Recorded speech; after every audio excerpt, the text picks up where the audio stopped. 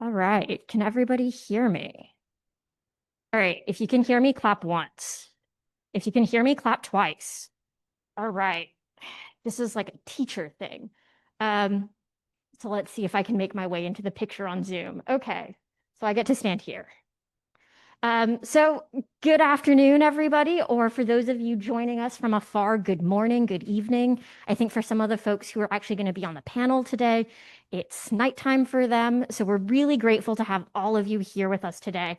Just a couple of quick notes for the people in the room. We'll get started in a minute. If you need to go to the bathroom or need water, those are downstairs on the second floor out the back entrance. If there is an earthquake, if there is a fire, do not stand and scream.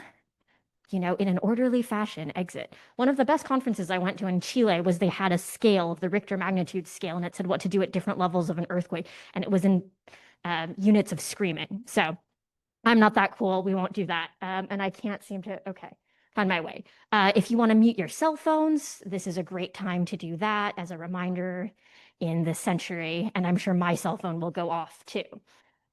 So I want to welcome you all again to the Proto workshop. So the Sagan Summer Workshop is this venerable institution. We're celebrating 25 years this year, and you'll actually get Chaz's beautiful introduction tomorrow. But this is the pre-game show, a little bit of the tailgating, and we have Proto, not just because that's the thing that comes before, but it actually stands for professional tools and opportunities. So I can tell you that when I was a graduate student, honestly, at the whole point before I worked at NASA, I didn't know anything about the decadal survey. I didn't know where a lot of these missions came from. I just knew data came down and we could model it and work with it. And it was amazing. And I knew that when I went and listened to talks, I fell asleep or got really lost because I didn't feel like I understood anything. So just a quick show of hands for the people in the room who feels like they sometimes get lost in talks. Okay.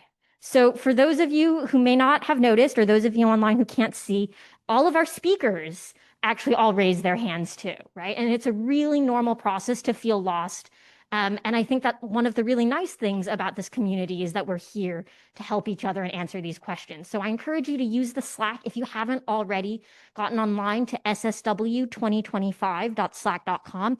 When you registered, you would have gotten an invitation in your email inbox with the email address you used to register, and that'll allow you to see where people are discussing. And if you have questions at any point, you'll notice online there's no Zoom chat. You want to put your questions in the Proto channel of Slack. So that's just a little bit of the housekeeping, but I want to say thank you for being here, and I hope you'll find it useful. This is meant to give you, again, a little bit of context for what's going to happen throughout the week. And you can use a running glossary and put whatever you learn in the channel. So with that, let's take a look at our home galaxy. But actually, before we do that, I would be remiss if I didn't take note of the date. So today is July 20th. Does anybody know what today is colloquially called? Moon Day, that's right. So on July 20th, 1969 was when we had the human landing on the moon. But I actually wanted to go back to the Christmas Eve before that in 1968 when this photograph was taken. Because I actually think, as much as we're celebrating Moon Day and everything that that stands for, this picture actually really revolutionized a lot of what we think about with our own planet Earth, right? This is credited as starting the environmental movement. So this is called Earthrise. Um, so it was taken before actually setting foot on the moon, but uh, by Bill Anders on Apollo 8. And just seeing our Earth as this marble, it wasn't quite at the pale blue dot picture that we would get from Voyager on Valentine's Day in 1990, but it really put things in perspective. And I think exoplanets are at the stage where we are also at this sort of inflection point. Because when we look at the picture on the left, you think like, oh yeah, there are lots of pictures of the moon and the Earth, and that's really commonplace now.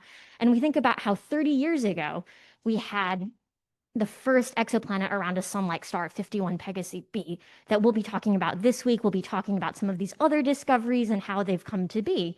And I think just putting it in context of we still celebrate Moon Day 56 years later, right? Like that was a big deal. What we're celebrating this week with exoplanets here at the Sagan Summer Workshop is amazing. And it also shows you what a long way we have to go, right? We still want to send people back to the moon and other places.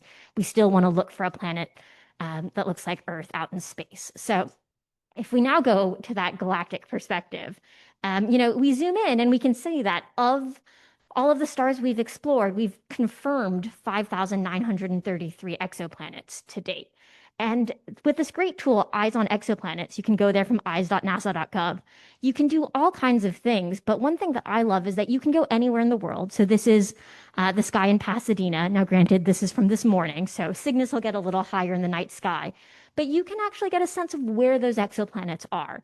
And I think everyone has a real connection with the night sky and being able to go out and look at them. But for exoplanets, you can't always do that. But with this tool, you can actually go and explore things about the stars and the planets that are there. And you can always click and get a little bit more information about what they're like. So this is a gas giant around an F-type star. It talks about the detection method and the facility that was used to find it. And there's all kinds of exploration you can do there. So I just show this because Proto, the T is for tools. This is a fun tool, both for outreach, but also just if you're looking for a little bit of inspiration. So we have a list of stars even where some planets have been found somewhere we're hoping to look with future telescopes. So one of them is Epsilon Eridani, also known as RAN. And you'll actually see that we have little tabs on the different methods that are used to explore them. Again, we'll go into detail about all of those this week at the Sagan Summer Workshop.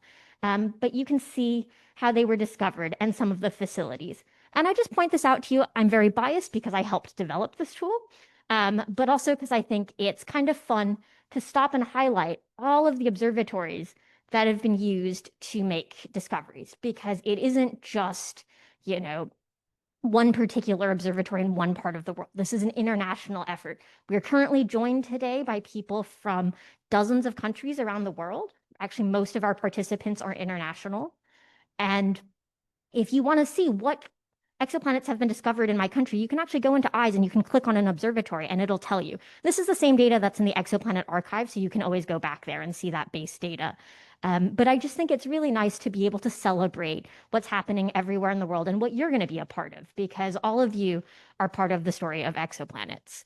For those of you who are in person, you had the opportunity to pick up this handout up front. If you didn't get one, you can go outside at the break and grab one.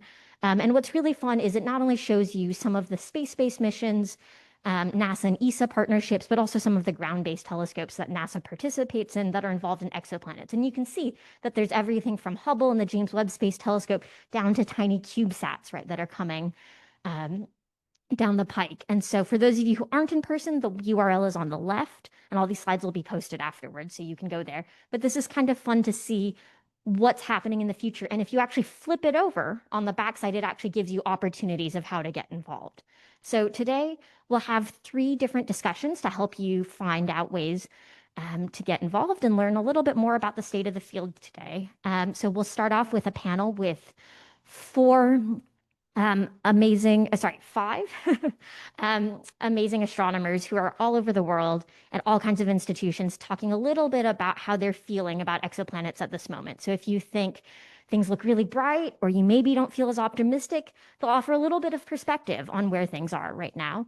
And then we'll also give you a little bit of information of how do you get involved with NASA and some of these opportunities. So we'll have a talk on that subject. Then we'll have a brief break, and then we'll come back and we'll talk a little bit about how you tell this story. Because whether you are planning to write a proposal to, lead a new NASA mission, or even just talking to your Uber driver, right? You want to be able to tell the story of what you do, and get a little bit better at it. I know I can always get better at communication, as you can see today. So with that, I actually want to invite our panelists who are here in person and online to join us. And we're going to take a quick second to, I think, get ourselves reset online. So just a sec.